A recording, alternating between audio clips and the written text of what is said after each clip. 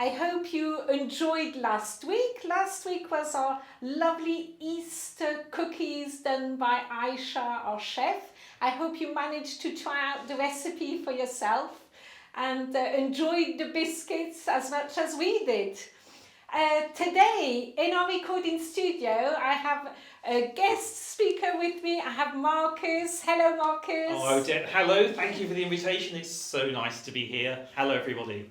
And Marcus, and we have Ola as our technician behind the scenes, looking at all your comments. So do write comments and share it, and do join the conversation. So Marcus, do you want to kind of introduce yourself and tell everybody who you are? Yes. Hello, everybody. So Tate has come to Croydon Vision. My name's Marcus, and I work at the two Tate galleries in London. So that's Tate Modern, which is in Bankside, and Tate Britain, which is in Pimlico. I am curator of public programmes.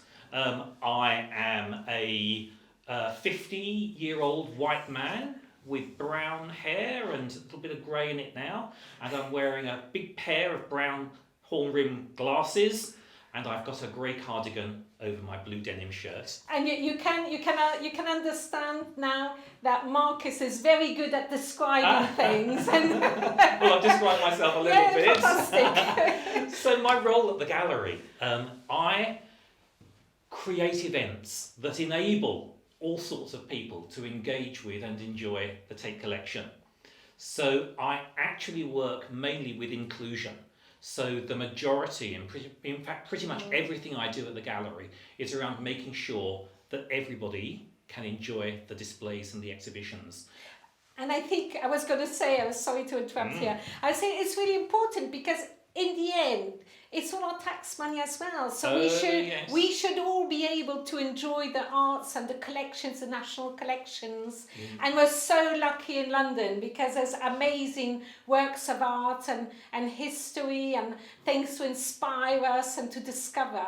And Marcus, I think I met you probably about, 14 years ago. That sounds about right, yes. Yeah. I've been there a while. And I've really, it's made a huge difference for me to be able to access the arts, because I thought when I became visually impaired that was it, I wasn't going to be able to enjoy museums and art. So for me it was an amazing discovery. So this is why I've invited you, so that I can share that with all our viewers, and so that we can learn a bit more about what you do and how it all works. Oh, well, you're so right. This is the nation's collection of British art at Tate Britain, and the Tate Modern shows an international collection, but most of the works shown at Tate are owned by the gallery and therefore by you, the public. Absolutely. So the gallery really does want to live up to the words that are on the huge banner outside, Tate for all. And you will see that, if you can see, Ola has put behind us a photograph of the front of Tate Britain, and it has probably that big banner, Art for All. Well, Tate has a history. The Tate Gallery, as this building that we're sitting in front of the image of, is now called, was originally called the Tate Gallery. Yeah. Opened in the 1890s by an individual called Sir Henry Tate. I didn't know that. Who you may well know his name from the sugar company Tate and Lyle. Oh, I didn't know that was correct. I never made the connection. Well, interesting. It's not apparent, because the Tate Gallery has completely split with the Tate and Lyle sugar refinery, which still exists. Actually, it's in Silvertown, just next to the city airport. And you can find it because of the smell. It does smell quite foul. It's horrible. Yeah. But back at the end of the 19th century, Sir Henry Tate, who was from South London, he was from not far from here, from Dulwich, acquired a large collection of mainly Victorian painting. And he was somebody who wanted to return his wealth back to the community. So he set up a number of libraries and particularly paid for the building of the Tate Gallery in Pimlico on the site of what was Millbank Prison. Oh.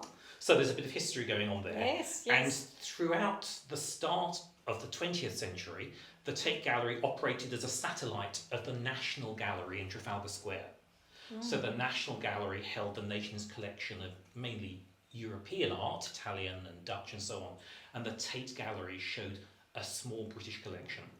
And then over the course of the 20th century, extensions were built to the original building until now we have the vastly expanded Tate Gallery, which in the year 2000 rebranded and changed its name to Tate Britain. Tate Britain. Yeah. And that happened simultaneous to Tate Modern opening. I think a lot of people have it in their mind that all the Turner paintings are in Tate Britain. They are. Yes, they and are. they're still there. They're still there, yes. Yeah, An entire yeah. wing has been devoted to the largest display of Turner's paintings in the world. One slight misunderstanding, I think, that people have made with Tate Modern opening at the same time as Tate Britain being rebranded is thinking that all the modern stuff is at Tate Modern and Tate Britain has all the old stuff. Well, it's my misunderstanding because It's that's not what I the thought. case. So, Tate Britain shows art from the Tudor period right the way through to bang up-to-date stuff that's being created for us right now. Right. And when the galleries open again next month, Yes. when you visit Tate Britain, for example, you will see spectacular installations which have been created especially for now, for the moment. And you're going to see the very, very most contemporary and the newest art that Britain can offer. So Marcus, can you kind of maybe explain to our viewers as well? So how can a blind person access the arts? Because obviously we're talking about paintings, we're talking about installations. Yes. So if you can't see or you can't see very well, Yes. what can you get out of a museum? How can it happen? Yeah, well, really there are kind of two ways in which you might approach somewhere like the Tate Gallery. You might come as an independent visitor with a friend or as a part of a group of tourists who are just coming to the gallery without having made any contact with us at all, just to come and have a gallery experience. And to tell you the truth, that's how I think the majority of visually impaired people encounter Tate, as self-led independent visitors. So how would they... So, yes, indeed. Yeah. So, for somebody to take a decision to visit a gallery, the amount of support they might need would obviously depend on the extent of their visual impairment. Yes. I think that somebody who is partially sighted but independent would have a good experience at either of the two London Tate galleries, because at the moment we are controlling the number of people who will be coming in, so these places are not crowded. Yeah. We've got very, very clear wayfinding through the galleries. So you'd have time to look at a painting, to sort of... I know I use, for example, my binoculars when I go. Yes. And would people be able to take a photo and enlarge it exactly, as well on their phone? What I've seen some people doing is even bringing in iPads. Yeah. Because with an iPad, you can turn the lens to face an artwork. Yeah. Click on the camera button and then expand and enlarge that. And then you can put your nose against it. Utterly, indeed. And also, we do need to remember, of course, that nowadays the collection is not just about framed paintings on the wall behind barriers. It's about far more than that. It's about sculpture, it's about installation, it's about sonic artwork, it's about film. We've moved away from 2D. And we're now in kind of 3D, 4D. We have a whole team who look after what we call time-based media. And by time-based media, we mean artworks that have a durational process. It might be a film that runs, or something like that. So as a visitor to the gallery, you might come independently and have no kind of engagement with a program or activity. But we know that there are people who would like to have some kind of engagement, and for that reason we offer a number of services and programs specifically tailored to meet the access needs of blind and partially sighted visitors. And I've been to a few of your tours and really enjoyed them. And I'm so glad you have. So we have a program which is regular monthly, an audio description program in which we will advertise that an event is taking place. Yeah. Everyone gathers together at a meeting point with refreshments and tea and coffee and a welcome. I have volunteer entrance hosts all out at the doorways, spotting people as they arrive. I've briefed all the security guards on the door. We've got an event for blind visitors today. Look out for people. And in fact, the whole Tate team are so interested in the idea of being able to demonstrate their inclusion commitments that over the last few months, and certainly during the period of time when we've perhaps been closed or in situations where we've not been able to open very much or for very long periods of time, we've been looking at improving and honing our visual impairment awareness, our guiding skills, and making sure that we are presenting a welcome to everybody, but particularly to blind and partially sighted people. So once everybody's gathered, had tea and coffee. Had tea and coffee, yes. We can get large audiences, Odette. How many? What was your largest? Oh, well, do you know something? I think I went to one where there was about 40 people. Yeah. That was the Monet. Oh, yes. Now, we started, small 15 years ago, and we have grown and grown and grown. And we offer a system whereby you don't have to book. You can just turn up. And we are able to flex up to meet our anticipation of how many people are coming. And we kind of have a feel for this through our experience. So we know that we're going to get probably between 20 and 30 people at an event. That's sort of the average. The average, it's quite high really. But there are some exhibitions that we know are going to be such a huge draw. Yes.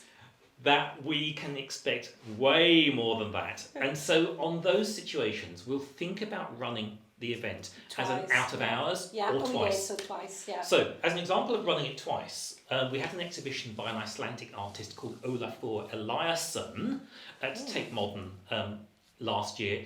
And that was all about experiencing different environments. An Icelandic artist who works with fog, with moss, with water, all these kinds of beautiful natural materials. And we, as visitors passing through his rooms, get to experience the sensations of being in Iceland, some of it, the smells of Icelandic reindeer moss and so on. I knew that was going to be so popular that on that particular day we ran 2 events, one in the morning and one in the afternoon.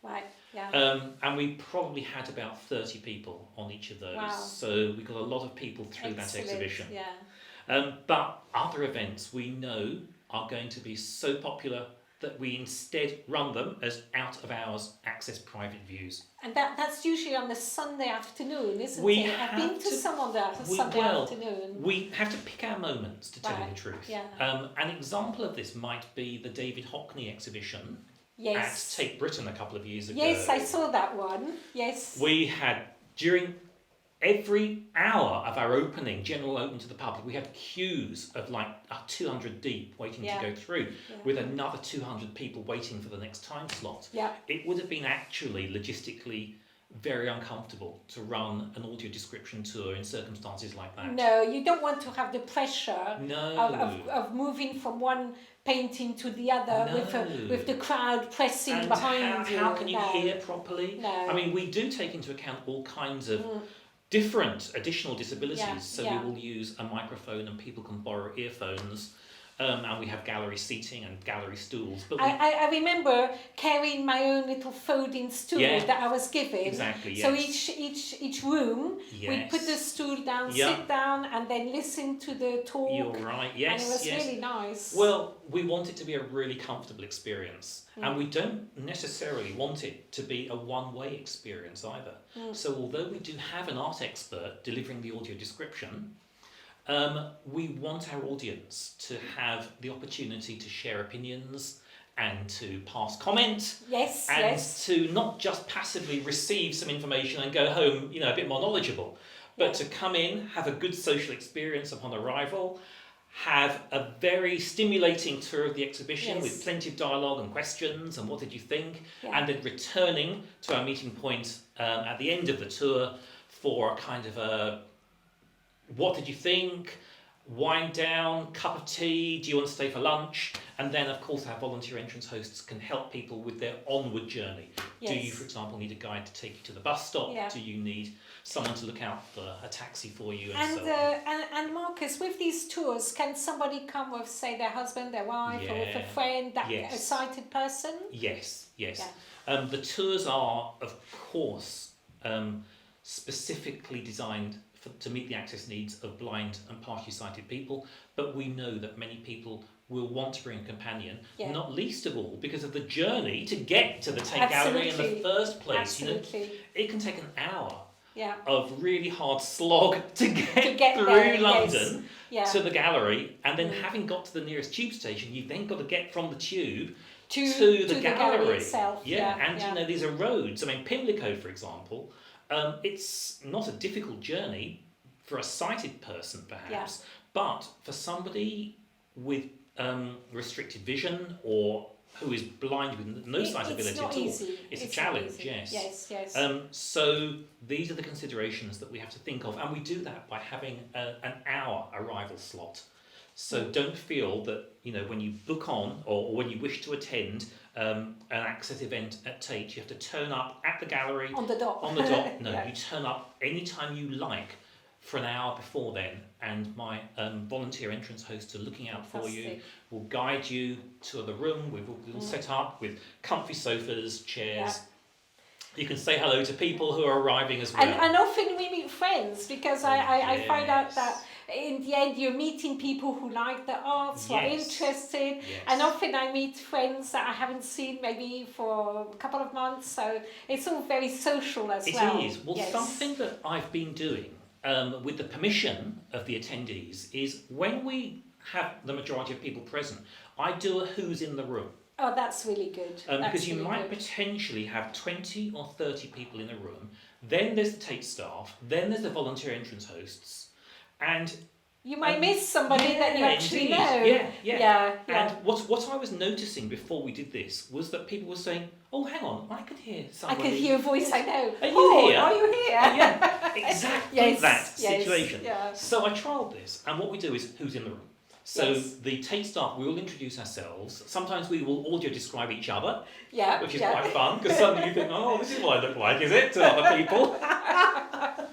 But no, super fun. And then we will give people the option of saying their first name and which part of London they're travelling from. Yes, that's nice. So, that's you know, really we say, hello, I'm Marcus from Walthamstow. Yeah. But don't feel you have to, because some people don't want other people to know who they are. Absolutely. Or which part of London they're from, you know. So it's quite all right just to say pass or hi, I'm Tate. Excellent. And, you know, as hosts, we're very, very sensitive to people's privacy and what people expect. But we, as you say, from your experience, we've developed such a community of friends. That as we go around and people say, hi, I'm Tate from Croydon, we'll say, oh, yeah, it's all like that. It's all a very, very nice way to meet other people. And I would say to the viewers of this Facebook broadcast, come along on your own. Try it out. And you will meet other people who don't necessarily know about art and don't ever feel that because you don't know about art and you haven't had an art history education, or that you're visually impaired and you can't see to describe and understand work very fully, that you're going to be left behind. And Marcus, I'm right in saying we have people from all different cultures. Yes. That come from all different backgrounds. Yes. That come from it really reflects the kind of cultural mix of London, doesn't it? Yes. Now, before we go any further, Marcus, let's ask Ola. Do we have any comments? I was gonna cut in anyway because I have like a list of. A lot of the members they enjoyed the description of yourself. Very good to know. It was brilliantly done. Thank you. Someone even said you remind them of was it Edna? Dame Edna. Dame Edna! Viewers, I'm not wearing a big purple wig. We also have another member that had been to Tate in the 1970s, enjoyed the experience. Good. A lot of people, we have a couple of people that said now that you've described it to them, they really want to go. Good. Well, what we're gonna do is that when we finish the comments, we're gonna show you how an audio described painting is gonna happen. So we're gonna do it for real. We are. Just for a little while, just sample. to give you an experience. Yes. Right. And then we have one question. So the question is there a ramp for wheelchair or mobility scooters? The answer is very much yes. All of the Tate galleries are very accessible. In fact, we also have wheelchairs and electric scooters available for people to use on arrival.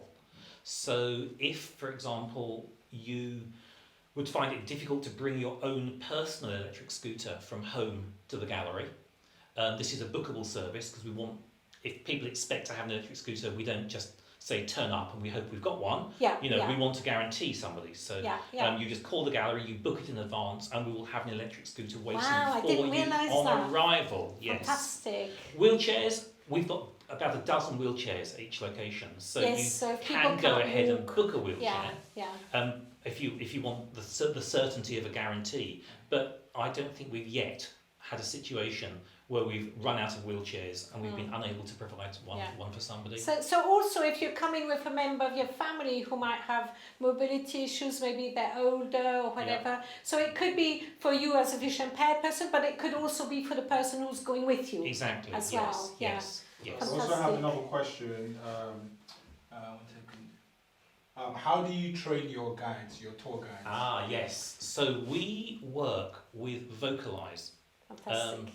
So we have two kinds of training that we offer to the front of house teams. So to start at the beginning, we put the call out a couple of years ago to the wider Tate team. And we said, would any of you like to acquire the skills to describe art to blind and partially sighted people? And we got all kinds of people coming forward, not just people from the teams that in their everyday work interface with the public. So not just visitor assistants and so on. We got curators and we got people who work in events, all kinds of people. Very, very nice mix. They showed us how to do it, and in a number of training sessions we practiced audio description and we practiced the techniques of guiding blind people. Since then we have done some cascades training, so those of us who have perhaps a bit of experience now of guiding blind people around the gallery have delivered that training to our colleagues as well. Fantastic. And for those of you who don't know what Vocalize is an organisation who have developed audio description in theatres and in all kinds of public shows and theatres, opera, galleries. So they're a national organisation and they're really focused on the arts. But what's so important for us is that we're not just delivering training to enable us to help blind people, but we are working with blind people in the delivery of that training. So all our feedback from visitors but helps I've you. also actually invited blind visitors to come in to work with groups of Tate visitor assistants, for example. Yes. So they meet real people. Exactly, yes. Because something that I've always found quite interesting is the rarity actually for some people of knowing a blind person well enough to be able to do things like guiding and helping with everyday activities like that on a regular basis. Yes.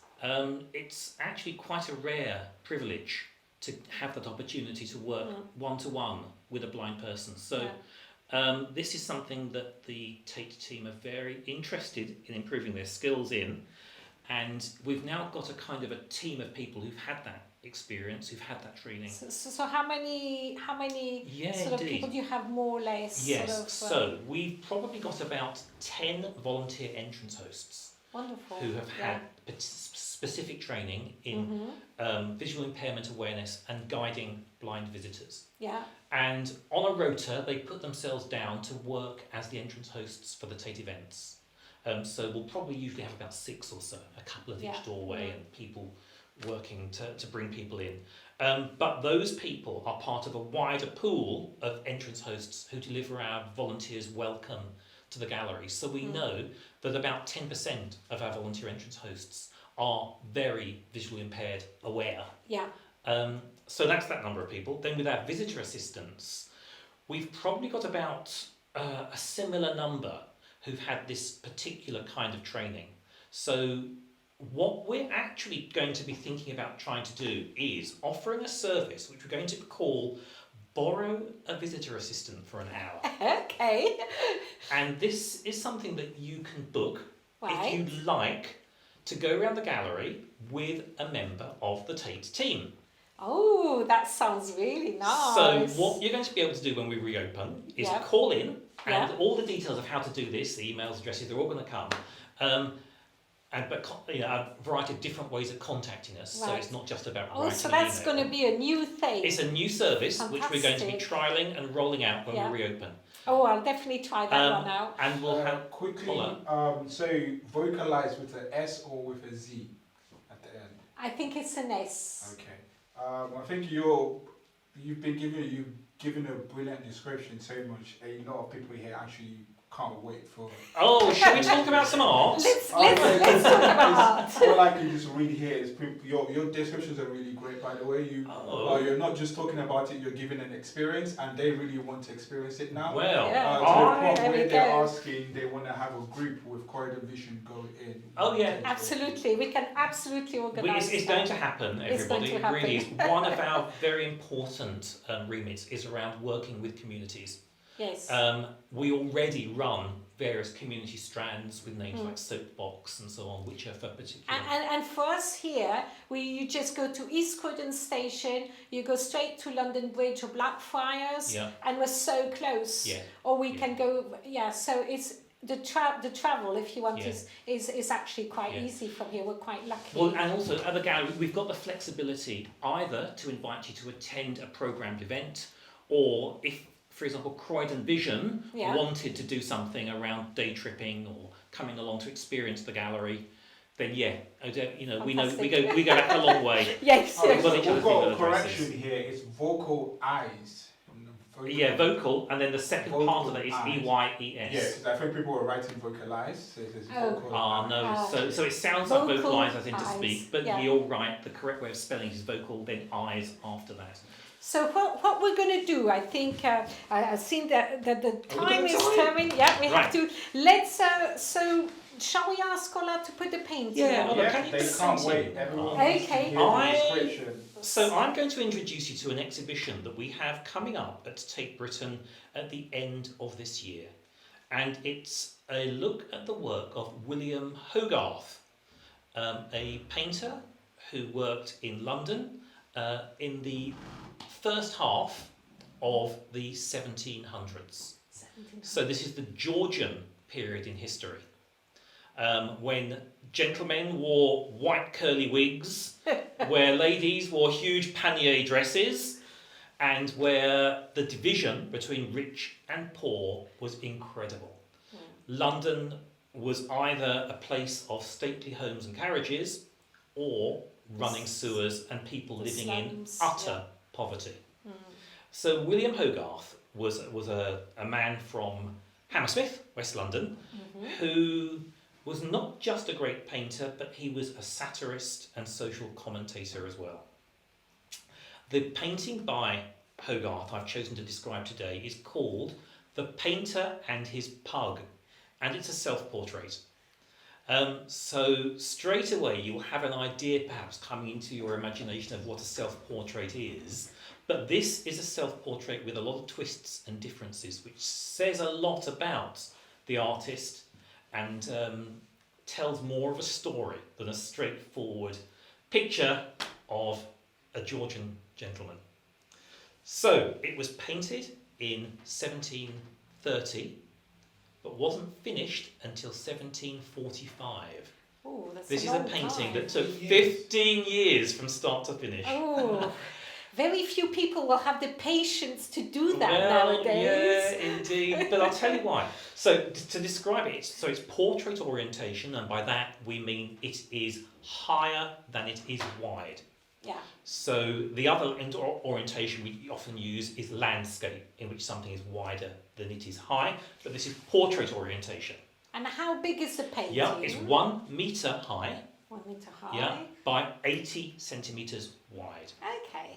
So it's a picture that Hogarth painted of himself, and it takes the form of a tabletop scene.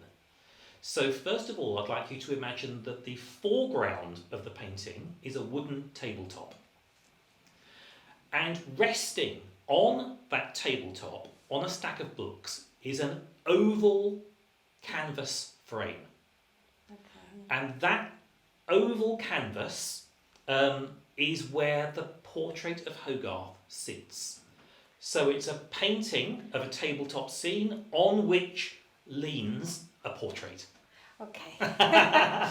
Okay. Now, the portrait of Hogarth shows himself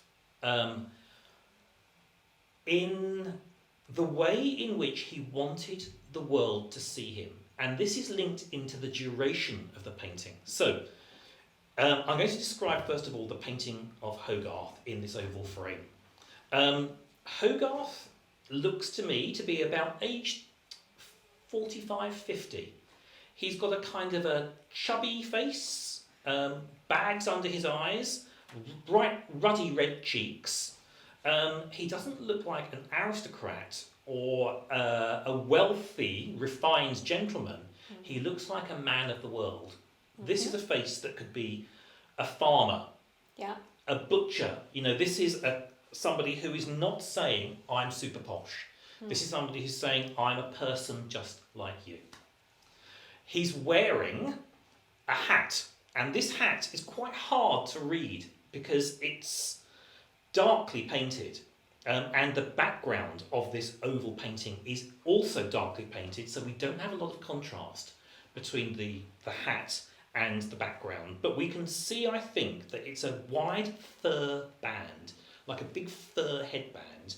And on top of that is a kind of a red velvet dome at the back. Okay. And on that dome is a little gold pom-pom or tassel. So it looks a bit like a Turkish type of hat. Yeah, I think Like a fez. Yeah, you're right. Now, I've read other people referring to it as an Italian bonnet and things like that, but this is not a piece of English headwear. So it would be, okay. So it shows that he's a travelled man. Potentially, Or yeah. that Or that he doesn't want to present himself As English. as a stuffy English bloke. Yeah. He's wearing a green shirt, and over it is a garment in reddy brown, which looks almost like a dressing gown. So if you can imagine how a dressing gown crosses your chest, and then the front panel wraps around the side of you, it's like a dressing gown.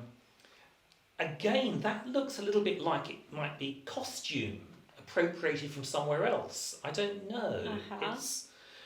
It's Would gentlemen, would people, when they're inside in those days, obviously they didn't have the heating we have. Yes. They might have been wearing these dressing gowns to just stay warm. You're right. Yes, there's an element of could that. be Yeah. the fashion of those days, Yeah, so to speak. indeed. Yes. And don't forget that painting is actually a work of labour, and you have to protect your clothes from paint splots and ink. True. You know. He's wearing a white piece of silk around his neck, and interestingly, the placement of that bright white piece of silk at his neck is the exact centre of this oval on which his portrait is painted. They do those things with composition, geometry don't and they? composition. Yes. This is the exact pinpoint of the oval. This is hard. Yeah. Sorry, I think this is actually great because I'm trying what one of the members is doing, which is closing their eyes. Yes. Yes. See if the description you're doing is actually working. And you're doing a great job. So Thank you. The white, was it the neck piece? Yes. And then a green. And then a green shirt underneath it, high buttoned. With a reddish A brown. reddish brown, almost like dressing gown Yeah. over the whole lot. But what I really like about these description markers is that even as a visually impaired person, you make me look at things I wouldn't have noticed. Oh, now. And then we're talking Tate. about Yeah, history, and then you're putting the and then the history. comment. So it makes Well. even if I was totally blind, I would actually get more out of your commentary than if I was just a sighted person That's glancing. actually true, because I wouldn't have thought about where the turban was. Yeah, indeed, yes. I would just look at it as, oh, he's wearing a dress. Yes. Yeah. I think when we're describing art, it's quite useful to add in interpretation to the audio description. Yes. I mean, I know that pure audio description would just be about describing fact, but my habit and the way I work is to put in a bit of interpretation, because I think it helps people to understand, and also for the imagination yes, to cut in as well. And I think that people probably who glance at it might even have those ideas passing through there without really verbalising it. But I think we're getting, like, for me, it's like really entertaining and really sort of, it draws in the knowledge. Good. It makes I was imagining this man, going to the market and buying this hat from somebody where did it come from? Maybe came a merchant that maybe came from Europe. Do you know something? There's in the market. I don't know. There's so much more to come with this painting, because that's the portrait that is in this oval stretcher, with canvas stretcher, resting on the tabletop. It's resting on 3 books, and that's what sort of props it up. One of the books is by Jonathan Swift, so the satirist who wrote Gulliver's Travels. So there we're coming. You didn't notice that. Yeah. The portrait was actually resting on the books. Yeah, the titles of the books are very, very hard to see. But they're super important. They're there. They're super important because they tell us about Hogarth's literary interests, and they link him in with satire and how politics. he's dressed, maybe. Exactly. And then he's an artist, and so there's an artist's palette leaning on the tabletop, and this is where we have the portrait on the tabletop interacting with the objects on the tabletop, because the palette is placed where the artist's arm and hand would be if it hadn't been a portrait. If it had been a portrait. Yes. If he was a man sitting behind the table. Oh. So he's linking now his presence with the objects on the table. And the palette is a large wooden kind of bean-shaped palette with a hole in it for the artist's thumb to come through. Although in this case the thumb is not there because there's no artist. It's in there.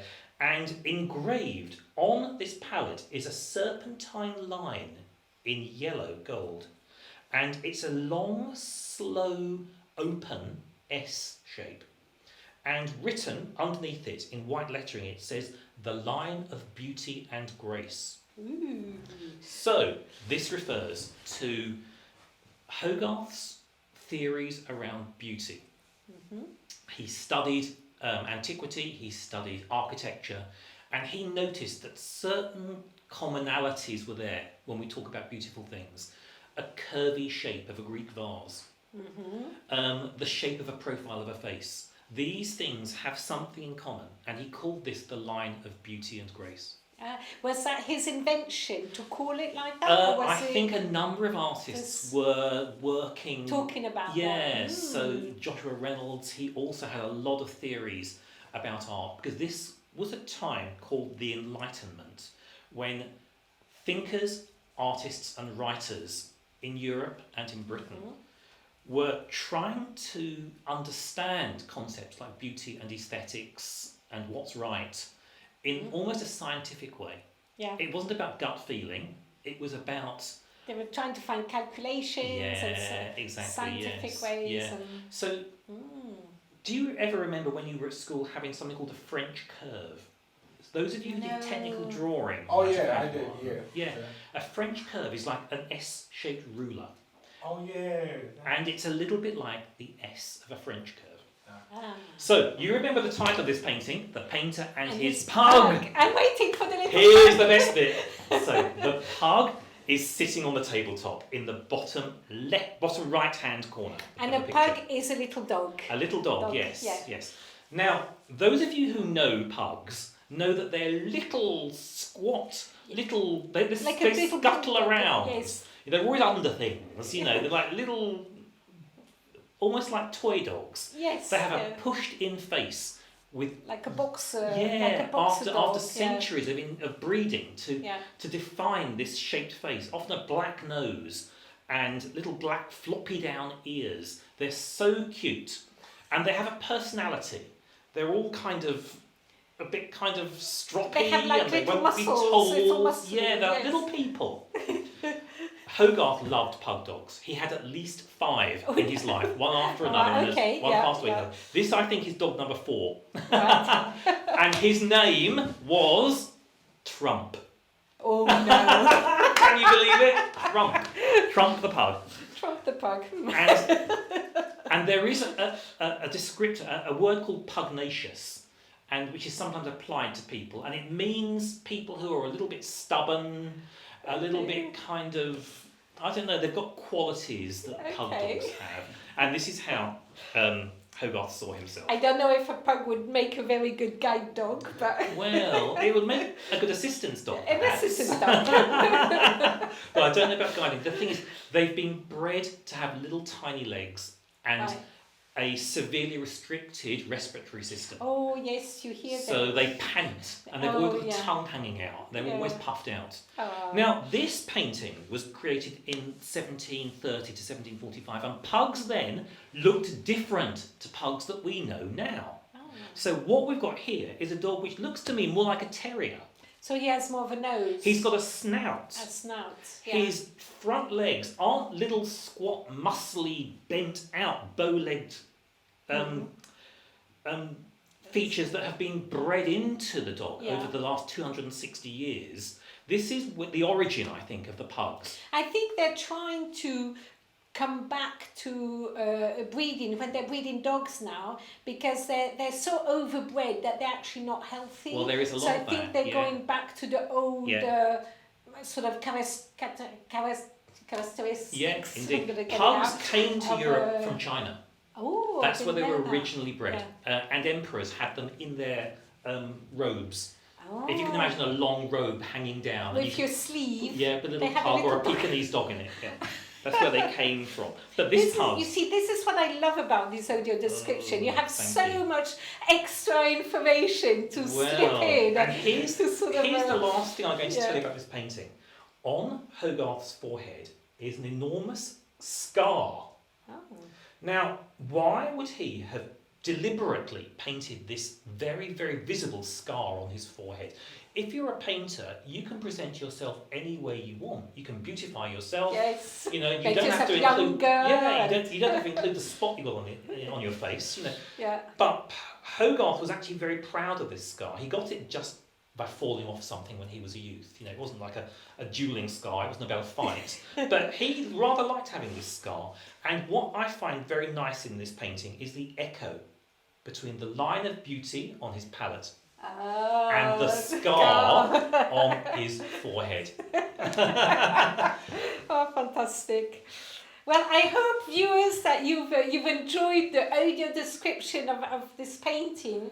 And when I've been to the touch tours and the audio described tours, what's really nice is that you have the opportunity to go really up close to the paintings, to ask questions, to get extra stories. And they're very entertaining, very informative, and they really give you... I think the other thing, what you bring in, Marcus, is we think about the painter in the time when he painted, what happened during that period, and how he lived, and so it sort of brings it all alive in a way. Paintings are stories, aren't they? They're illustrations. Yes, fantastic. Yes. So this painting usually hangs at Tate Britain in the 1740s gallery. I mentioned that it took him 15 years to paint. When he first started in 1730, he didn't look like this in the painting. He had a white wig on, and he had a Georgian gentleman's tunic. Oh, yeah, the fashion would have changed in 15 years. He painted those out and replaced his Georgian wig with this fur hat. And also the pug was a later addition. The pug was not in the original painting in 1730. He came back to it and added and changed those things. He probably really liked his pug. His pug was important too. We sometimes think of tabletop scenes as what we call memento mori, reminders of death. Because often the things that we have on a tabletop decay, fruit bowls, flowers. Yes. Now, this pug dog is very old. He is a dog who's in the last couple of years of his life. And I think there's some sentimentality perhaps, as Hogarth, a lover of dogs, a lover of pug dogs, realises that his faithful friend Trump is not going to be around very longer, so let's include him. And in the also, portrait. those days they didn't have photos, so if you wanted a reminder, you'd have to have a painting. Yes, it's true, Yeah. it's true. So we describe paintings, but you know, Odette, we can also touch some things on supervised touch tours. You know what? Once I touched a Rodin.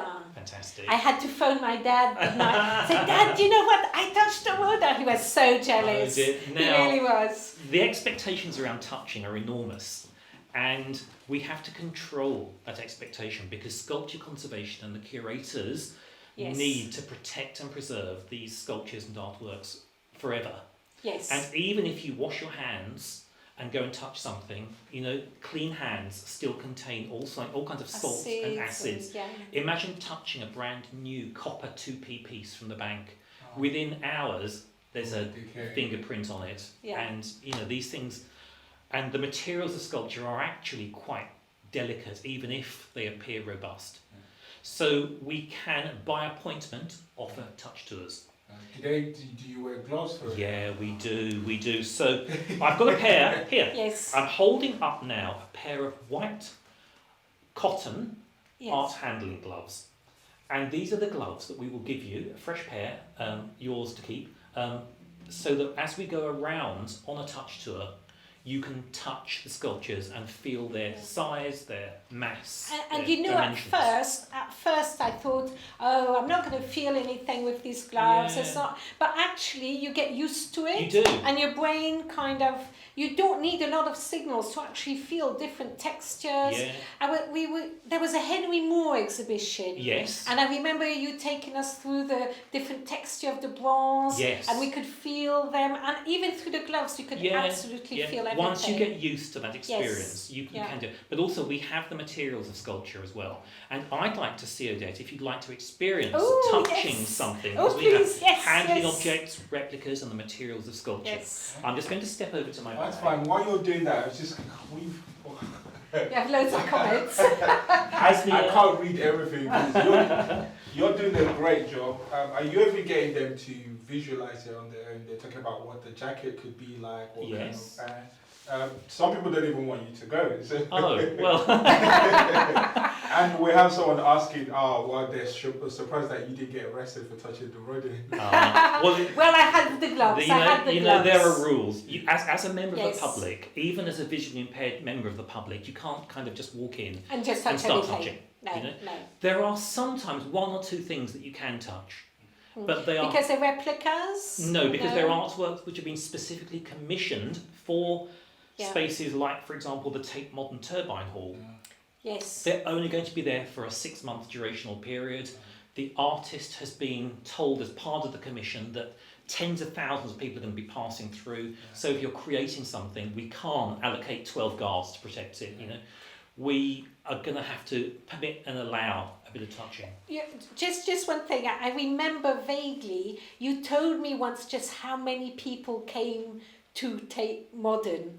Oh, yes. And it just was amazing. Oh, yes. Well, on a typical Saturday, Yeah. 25 to 30,000 people. Wow. That's one day. One day, yeah. One day. Oh, wow. Yeah. That's Now, amazing. here's interesting though, we've now moved into a time of pandemic. Yes. And yes. we've had to change the way we operate. So now, and when we reopen in May, we're going to be asking everybody to pre-book because we're only yes. going to admit a certain number of people By being per half hour. No, you have to. Because we can't have clustering, we can't have overcrowding, No. and all the risks that come with Yeah, that. But yeah. that might actually be of benefit to To partially sighted visitors, people. yes. Because you know that when you come, you're going to have The quite space. a spaced out experience. Yeah. And if you do need to get close to a picture caption to read it, if you do need to hold your iPad up to a painting to photograph it, you've not got hundreds of people clustering Pushing around you, you. It's yeah. not like, going to see the Mona Lisa and you're in Yeah. a massive queue. Okay, quick question. Quick question? Because they'll kill me if I Go on don't then. ask this one.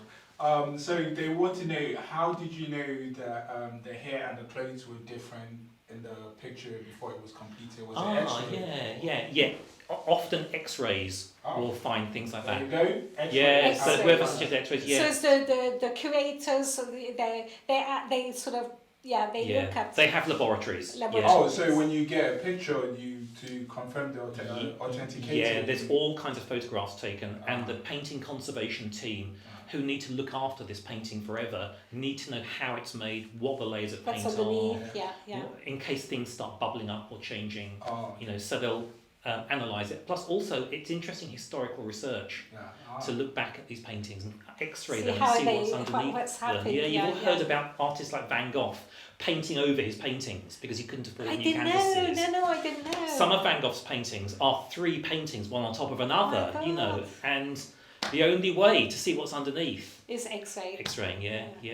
So Right, okay, sample let's- of text. So I'm going to close my eyes because Well- although I still have some vision, Yes. but I'd like to discover the All right. experience. Well, I'm going to offer something to you, Yeah. which is I'm going to put into your outstretched hands. Okay. It's quite Ooh, it's heavy. heavy.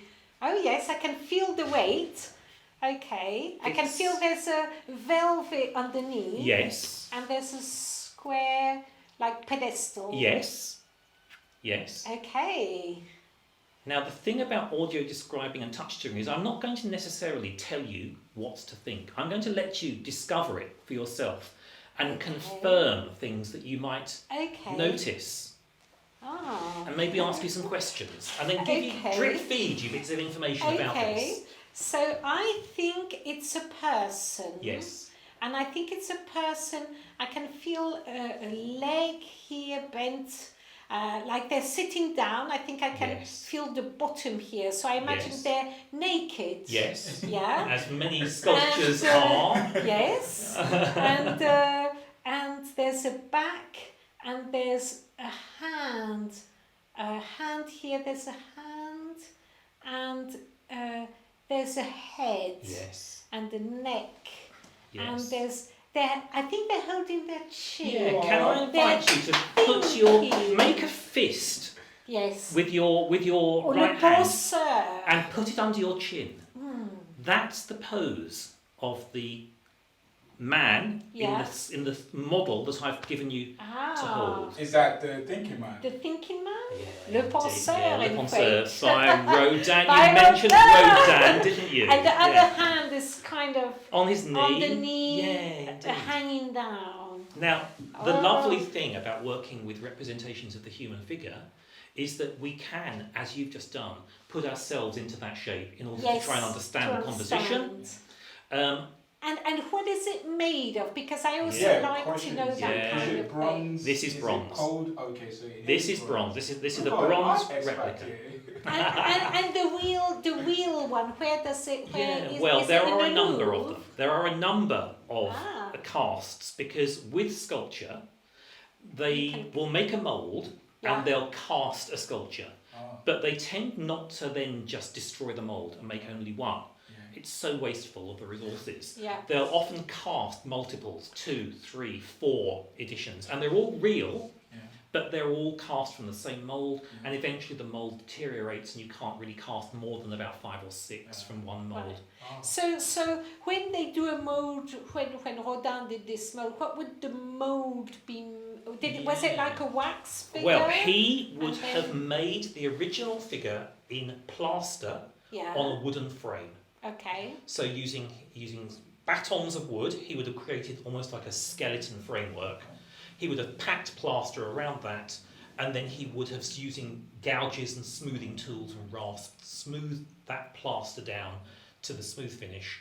Then that would have been sent to a foundry for casting into bronze. Oh. Now, Is it cold? yeah, So the feeling for me, it's cold. Uh-huh. Yeah, definitely. Yeah.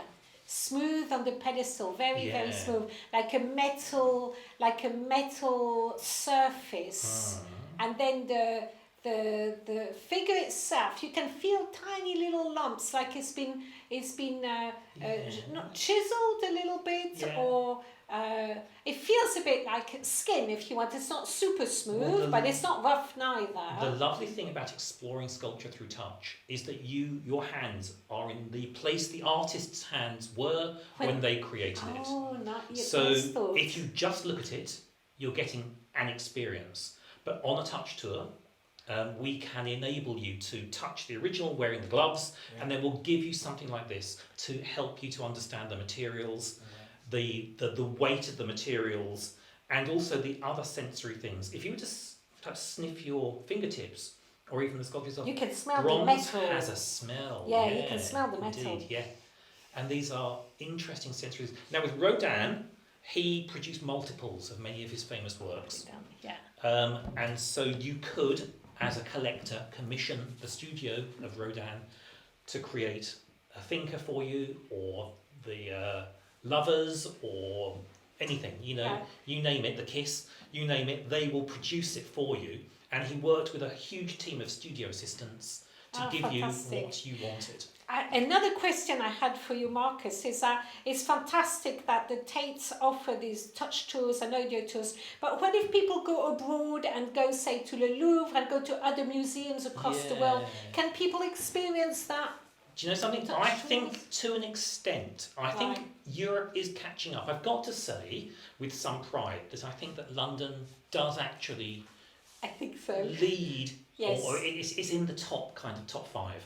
Wow. New York is fantastic. Yeah. And I've got a colleague called Rebecca Guinness who works at the Metropolitan over in New York. She's doing fantastic work, far in advance even of the work that we're doing at Tate around access. Europe, whenever I go abroad, I like to test the access. And although I can't look onto a touch tour, I'm not a visually impaired person, I look at what's happening. And I know, for example, that the Louvre recently created a replica gallery. Yes, I heard of that one. Yes. Where they just you literally can go and have, touch everything because it's replicas. Yeah, plaster replicas of some of their big famous works. But that would be then only sculptures. Yeah. So it wouldn't be bringing you a painting, for example. That would only be for sculptures. The representation of paintings in 3 dimensions is, I think, a bit difficult. It's not the same. There are techniques you can use. There are techniques. For example, if a painting has in itself a lot of texture, let's go back to Van Gogh, for example, who slapped that paint on, and you can, in the sunflowers, you could, if you were allowed, feel the shape of the sunflower, although totally forbidden, but in theory. Have you tried the talking paintings? I have. So they do it in plastic, but they talk you through it. So when you're feeling stuff, they tell you you're feeling this, you're feeling that. But it's plastic, which, for example, here, I'm touching the bronze, I'm smelling the bronze, it has this coolness. So it's not a plastic thing.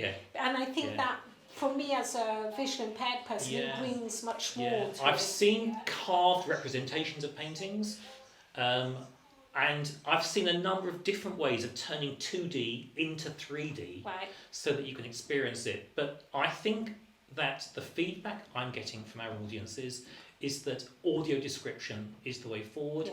The imagination is a powerful tool. Absolutely. And that with a skilled audio describer and some time just slowly spending time in front of an artwork to get it, get the story, get the composition right.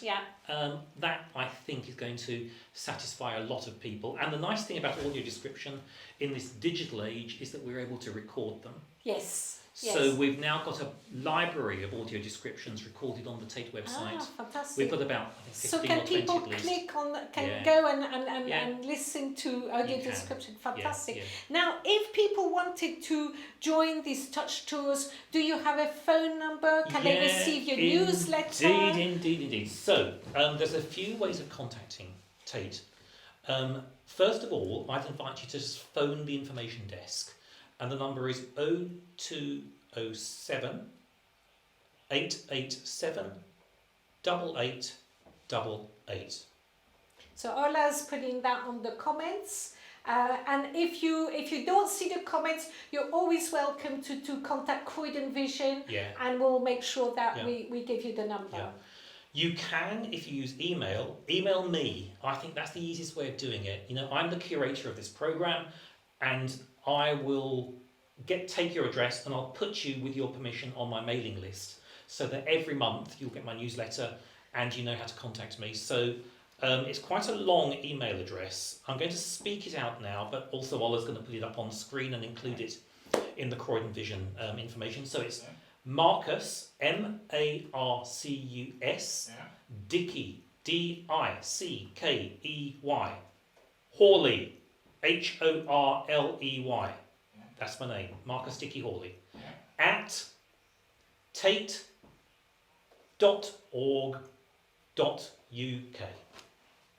And Tate is Tate. Yeah, Tate. Yeah, indeed. So if you either phone the information desk and leave your details there, or if you email me, I keep a mailing list, and every month I send out, while we're closed, it's a newsletter. A keep in touch newsletter. But when we reopen, you'll get a monthly message from me saying what's happening at Tate this month and next, so that you can look at. And we've got some great things coming up. We've got audio descriptions by talented describers like Lisa Squirrel. We like to work with blind and partially sighted people. Lisa is visually impaired. Yes, once I was at a session where Sally Booth was describing. Sally's visually impaired. She's really good. Indeed, So very nice. And so audio descriptions are given by people with lived experience of vision loss.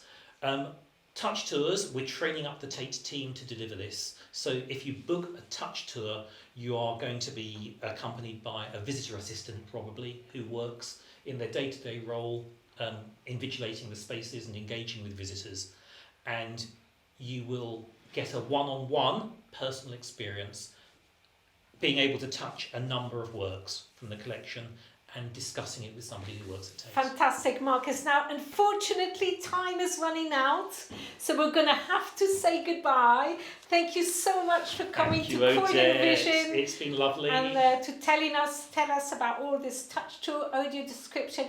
And I hope that Croydon Vision will organise a group when we're all allowed to go out and about. Yeah, and definitely will. We'll look after you. There's a lot of people waiting for we'll put the teapot on. Yes, and the cakes at the Tate are wonderful. We can organise a couple of cakes, we will, and we will do something really lovely. We have a strong bond with our community, and Croydon Vision is a community of people we really do want to work with in the future. Fantastic.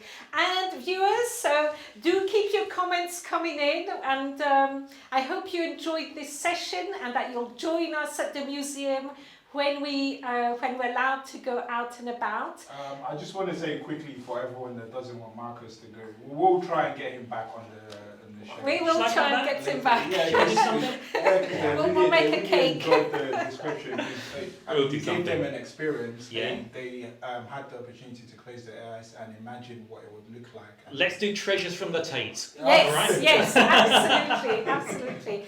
And next week we're going to talk about communication, a little bit about Braille, so how do you read, how do you write if you're blind, visually impaired, and we have Anna who's going to join us and share her experience of Braille, and we'll learn a few little bits of Braille as well. So hopefully you'll join us next week. And until then, bye-bye for now. And thank you, Marcus. Thank you again for joining us. Bye-bye.